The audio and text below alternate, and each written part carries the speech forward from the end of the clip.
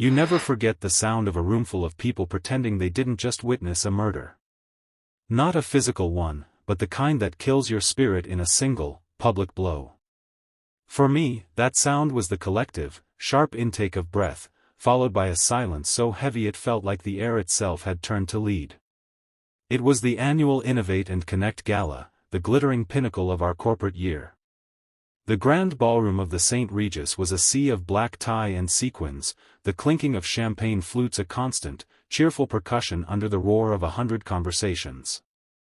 I was standing near the back, feeling a familiar swell of pride. My team, my brilliant, hard-working team, had just finished presenting the Project Chimera demo to a stunned and appreciative audience of shareholders and industry press. The applause was thunderous. My programmer, Leo, had given me a subtle thumbs up from across the room, his face split by a grin. This was our victory. My victory. I smoothed down the emerald green silk of my dress, a personal indulgence for the night. At 34, with 12 years of my life poured into this company, Kobalt Tech, I felt I'd earned a little silk. I'd started as a junior developer, fresh-faced and wide-eyed, and clawed my way up to senior project lead. I'd missed birthdays, anniversaries, and countless dinners with my husband, David, all for the sacred altar of deadlines and deliverables. This project, Chimera, was my magnum opus. It was going to revolutionize our data analytics platform, and I had shepherded it from a single line of code to the dazzling reality we just showcased. That's when my boss, Mark, took the stage. Mark Reynolds, Vice President of Development, with his perfectly coiffed silver hair and a smile that never quite reached his eyes. He was a master of the corporate pep talk. What a phenomenal demonstration, he boomed into the microphone, his voice oozing charm. The crowd applauded again. The future is bright at Kobalt Tech, and it's all thanks to the incredible, dedicated people in this room. I smiled, ready for the usual platitudes. But then his gaze swept over the crowd and landed directly on me. His smile widened, but it was different. Sharper. But progress, he continued, his tone shifting to one of somber gravitas, progress often requires difficult decisions. Evolution. To stay ahead of the curve, we must be willing to adapt, to shed outdated models and embrace new, more efficient paradigms. A faint trickle of ice water dripped down my spine. This wasn't in the script. That's why, Mark announced, his voice ringing with false sympathy, I'm making a significant, structural change to the leadership of our flagship projects. Effective immediately, the role of senior project lead for all core development, including Project Chimera, will be taken over by someone with a fresher, more global perspective. Someone who can lead us into the next decade. He gestured to the side of the stage. A young, impeccably dressed man I'd never seen before walked up and shook Mark's hand. Please welcome our new hire, Eris Thorne, formerly of our Singapore office. He brings a wealth of international experience that is, frankly, the future. The room was utterly silent. My heart wasn't beating, it was a trapped bird frantically beating its wings against my ribs. Eris Thorne smiled, a bland, corporate smile. Then Mark looked back at me. And I want to personally thank Elena Petrova for her diligent service over the years. She will be instrumental in the coming weeks, ensuring a smooth and thorough knowledge transfer to Eris. We're counting on you, Elena, to train your replacement with the excellence you're known for. The air left my lungs. The emerald silk of my dress, which moments ago felt like a badge of honor, now felt like a shroud. 100 pairs of eyes swiveled to me. I saw pity in some, schadenfreude in others, and in most, just sheer, uncomfortable shock. I could feel the heat of a blush threatening to consume my face, the sting of humiliated tears pressing behind my eyes. My career, my reputation, my 12 years of sacrifice, reduced to a knowledge transfer. I was being publicly demoted, cast aside for a newer model. But something inside me snapped. Not into anger, but into a cold, crystalline calm. The panic receded, replaced by a profound, almost alien stillness. I would not give him the satisfaction of seeing me break. I would not cry, or scream, or storm out. I looked directly at Mark, and then at Eris. I tilted my head in a single, graceful nod. A small, polite smile touched my lips, the kind you'd give a passing acquaintance. I picked up my champagne flute from a nearby table, took a small, deliberate sip, and turned to walk away, my posture ramrod straight. The silence broke into a frantic, whispered buzz. But I didn't hear the words. I was already 1,000 miles away, locked in the fortress of my own mind, the first bricks of a plan already being laid. The knowledge transfer began the following Monday. It was a special kind of torture. Sitting in my own office, now feeling like borrowed space, walking Eris Thorne through years of architectural decisions, lines of code I'd personally written, and the intricate, unwritten lore of the project. He was polite, competent, and entirely devoid of original thought. A perfect corporate clone. The first crack appeared a week in. I was showing Eris the master server access logs, a routine security check. A list of user IDs and login times scrolled down the screen. And I saw it.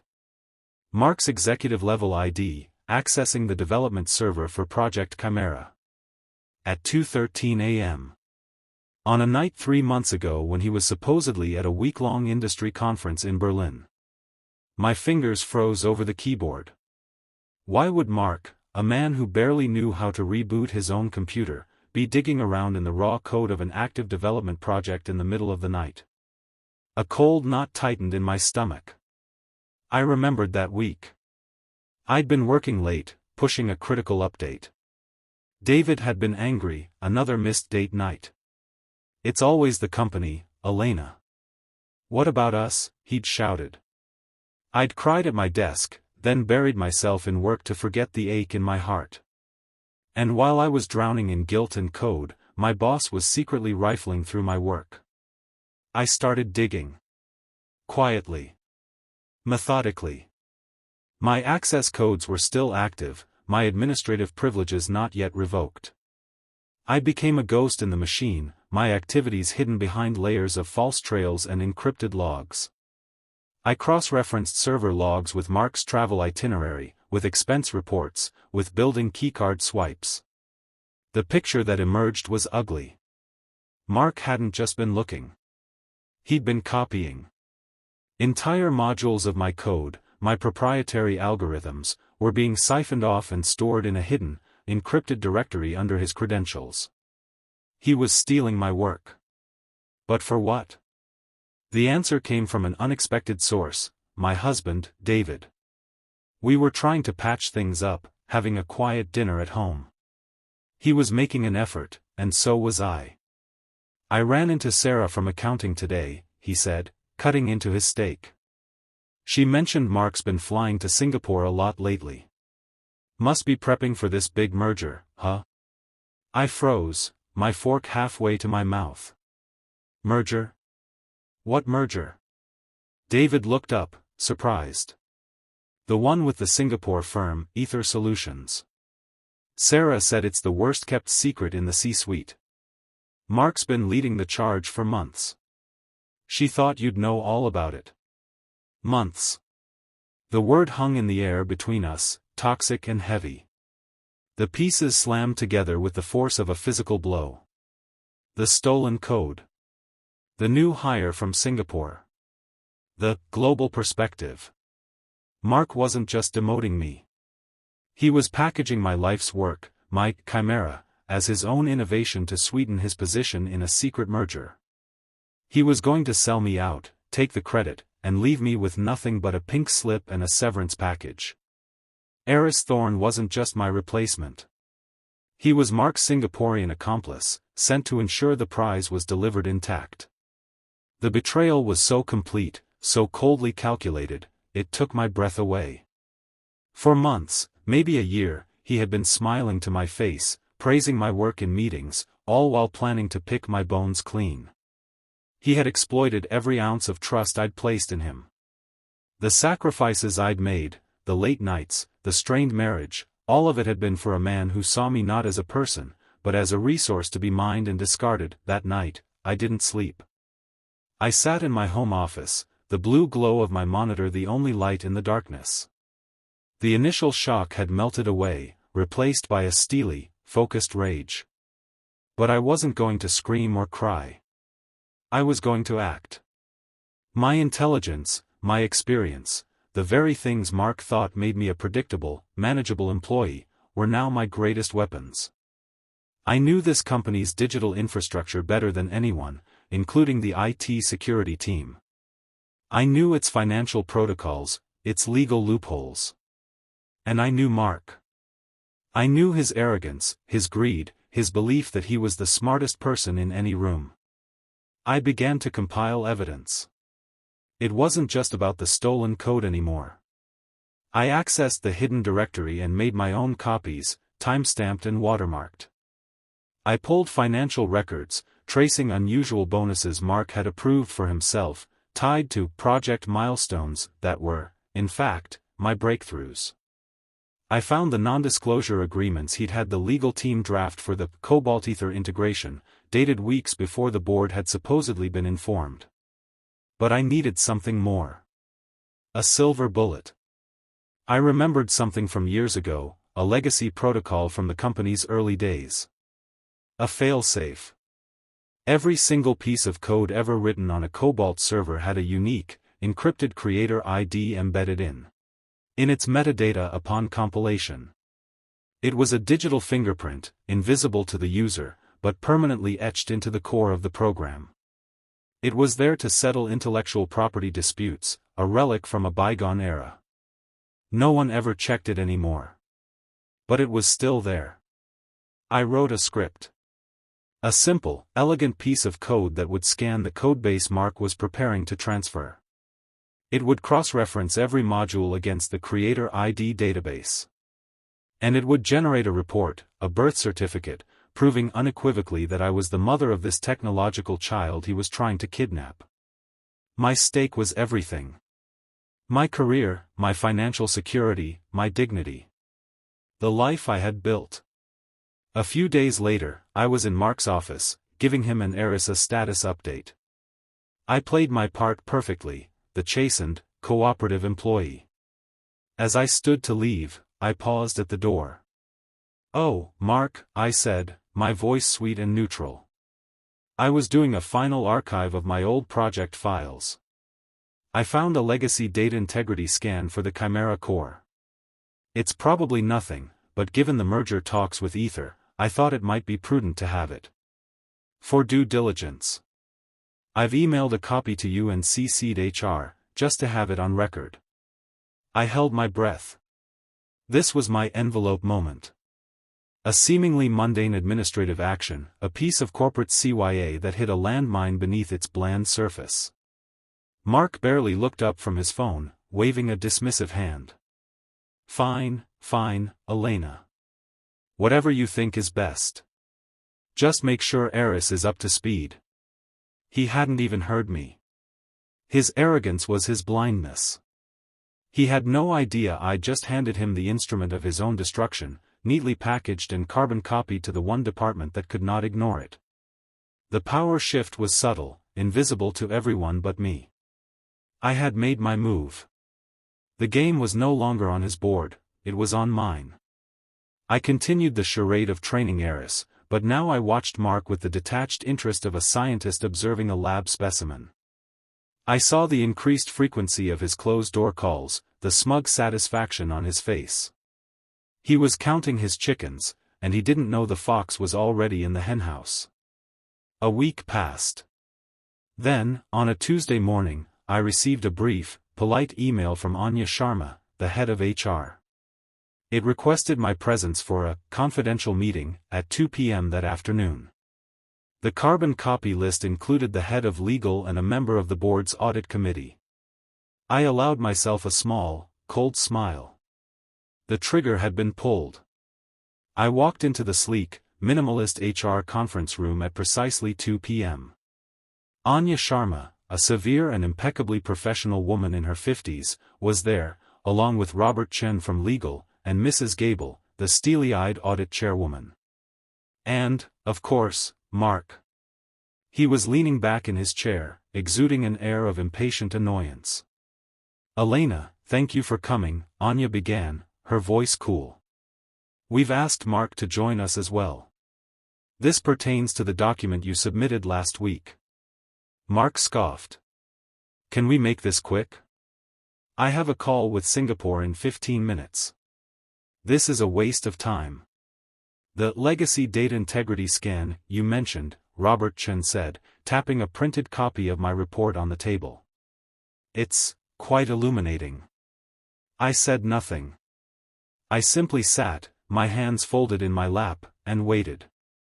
"It appears," Mrs. Gable said, her voice like grinding stones, "that this report contains cryptographic proof that over 70% of the core codebase for Project Chimera, the very asset you've been presenting to our merger partners as a key innovation, was solely authored by Elena Petrova."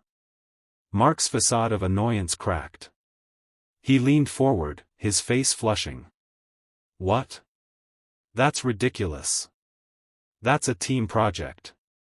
My leadership, my strategic direction." "The creator IDs don't lie, Mark," Anya said flatly. "Furthermore, the timestamps on these modules coincide with periods you were logged as being out of the office, or on another continent. Your strategic direction seems to have been limited to copying files in the middle of the night." The color drained from Mark's face. He looked from their stern faces to my calm one. The realization began to dawn in his eyes. This wasn't a minor administrative hiccup. Anger. "This is a setup," he snarled, pointing a shaking finger at me. "She's sabotaging me. She's bitter about her demotion. She planted this garbage." I remained silent, letting his outburst hang in the air, pathetic and unconvincing. "Manipulation." His tone shifted, becoming wheedling, conspiratorial. "Anya, Robert, listen. This merger, it's a billion-dollar deal. My deal. Ether is expecting a seamless transition. If we start making waves about intellectual property now, the whole thing could collapse. Think of the shareholders. We can handle this internally." "Elena," he said, turning to me with a forced, sympathetic smile, "I understand you're upset. Let's talk about a generous severance package. A consulting fee. We can make this right for you." I finally spoke, my voice quiet but clear, cutting through the room like a shard of glass. "You've been stealing my work for months, Mark. You plan to present it as your own to cement your power in the new merged entity. You hired my replacement to help you do it. You humiliated me in front of the entire company to make my demotion a fait accompli." I leaned forward slightly. "There is no we. There is no internally. Begging." The last mask fell away. Panic flooded his features. His shoulders slumped. "Elena, please," he whispered, his voice ragged. "You don't understand the pressure I've been under. My position, my family. I have 2 kids in college. If this gets out, I'm ruined. Please. Just take the money. Walk away." I looked at him, at the man who had held my career in his hands and had tried to crush it. I felt no pity. Only a cold, clean sense of justice. "I'm not going to walk away, Mark," I said. "You are." I turned to Mrs. Gable. "If you check the file transfer logs for the last 72 hours, you'll see that Mark has attempted to move the entire Chimera codebase, including my stolen modules, to an external server registered to a shell company in the Cayman Islands. The transaction was flagged and blocked by a security protocol I wrote and installed after I discovered his theft. I also have records of him funneling project funds into dummy accounts, disguised as vendor payments. It's all in the dossier I provided to legal this morning." The room went utterly still. Mark stared at me, his mouth agape. The final piece of the trap had sprung. It wasn't just about intellectual property theft anymore. It was about embezzlement. Fraud. He had thought he was 10 steps ahead. He never realized I was already at the finish line, waiting for him. The news spread through the company like wildfire. The official announcement was a sterile email about Mark Reynolds leaving to pursue other opportunities, but the real story, in all its salacious detail, was the stuff of office legend. My team, the people I had led and protected for years, rallied around me. Leo, my programmer, came to my office, his eyes wide. "The brass just asked me to verify the creator ID data," he said. "I told them everything. That you wrote every major algorithm. That Mark was a glorified paper pusher. They believed me, Elena. They believed us." Later that week, I had dinner with David. He listened, stunned, as I recounted the entire story, the betrayal, the theft, my silent investigation, the confrontation. "Why didn't you tell me?" he asked, his voice thick with emotion. "You went through all of that alone." I looked at my husband, truly looked at him. The man I had neglected for a company that would have thrown me away without a second thought. "I thought I was protecting you from more stress," I said softly. "But I think I was also protecting myself. I was so ashamed. Ashamed that I'd been so blind, that I'd let him make a fool of me. I needed to prove, to myself most of all, that I wasn't the person he thought I was, someone he could use and discard. I had to fight my own battle this time." David reached across the table and took my hand. "Never again," he said. "We're a team. In everything." As for Mark, he tried one last, desperate gambit. He called me, his voice a broken whisper on the phone. It was Eris, he claimed. It was his idea. He pressured me. I was in over my head. It was a pathetic, transparent lie, and it only served to expose him further as the coward he truly was. Mark's downfall was swift and total. The board, terrified of shareholder lawsuits and regulatory scrutiny, threw him to the wolves. He was fired for cause, nullifying his multi-million-dollar golden parachute. The evidence of embezzlement was handed over to the authorities, and a formal investigation was opened. Ether Solutions, upon learning they had nearly acquired a company built on stolen IP and financial fraud, immediately pulled out of the merger. They issued a scathing public statement denouncing Mark's unethical and potentially criminal conduct. His reputation was atomized. No other tech firm would touch him. The silver-haired titan of industry became a pariah, a cautionary tale. I heard through the grapevine that his wife left him, taking the children. The mistress in Singapore, whose existence I'd also uncovered in my digging, wanted nothing to do with a disgraced, unemployed man facing criminal charges. The man who had everything, power, respect, a family, had gambled it all on his greed and arrogance. And he had lost it all. I did not walk away. The board, in a move of profound apology and self-preservation, offered me Mark's job. Vice President of Development. I turned it down. I didn't want his job. I didn't want to sit in his chair, in an office that smelled of his betrayal. The fight had shown me what I truly valued. I negotiated a settlement instead, a very, very generous one, representing the value of the intellectual property he had tried to steal. I became a consultant for Kobalt Tech on my own terms, working remotely, on my own schedule. David and I used the money to pay off our mortgage. We started taking those trips we'd always talked about. I began writing a book on ethical AI development. I was free. The poetic justice was perfect.